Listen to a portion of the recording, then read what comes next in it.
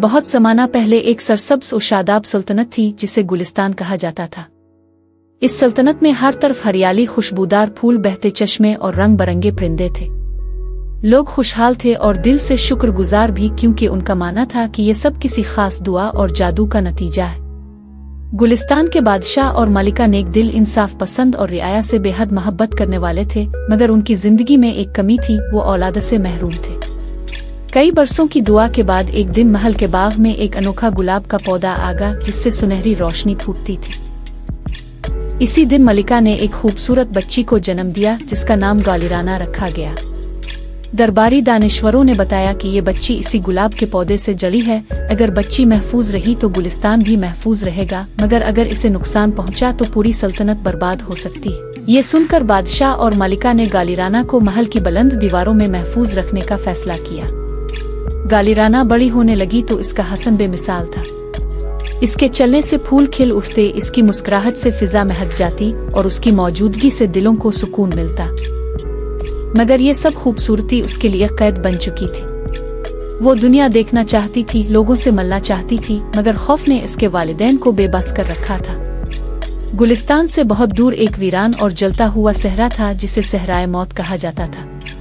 वहाँ एक जालिम जादूगरनी रीतीला रहती थी, जिसे हरियाली, खुशी और जिंदगी से नफरत थी। वो अपने जादुई आईने में गुलिस्तान को देखती और हसद में जलती रहती।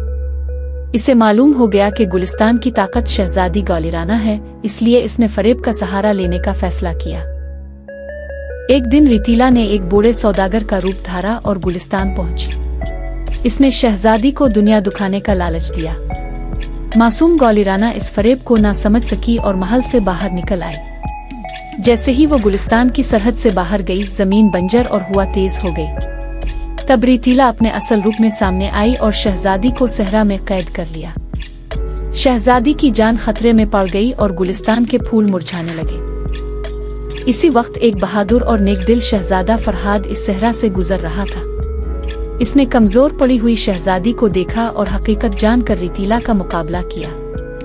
इसे अंदाजा हो गया कि तलवार जादू के आगे बेकार है, चुनांचे इसने अपनी जान की परवाह किए बगैर पानी को हथियार बनाया। पानी के छूते ही रीतीला चीख उठी और हमेशा के लिए खत्म हो गई। मगर शहजादी बेहोश थी। फरहाद ने इसे गोद में उठाया और दिल से दुआ की। इसकी मुख से गिरा एक सच्चा आंसू मौजिज़ा बन गया। जमीन पर सब्जा अलिफाग आया। शहजादी ने आंखें खोल दे और वो मुकम्मल इंसान बन चुकी थी। इसी लम्हे गुलिस्तान में खुशहाली लूट आई। फरहाद शहजादी को महल वापस ले आया। बादशाह और मलिका की खुशी दीदनी थी। कुछ अरसे बाद गालिराना और फरहाद की शादी हुई। गुलिस्तान पहले से ज्यादा सरसब्ज हो गया और लोग आज भी ये मानते हैं कि मोहब्बत, कुर्बानी और सच्चाई हर जादू से ज्यादा ताकतवर होती है। और यूं ये खूबसूरत कहानी हमेशा के लिए लोगों के दिलों में जिंदा हो गई।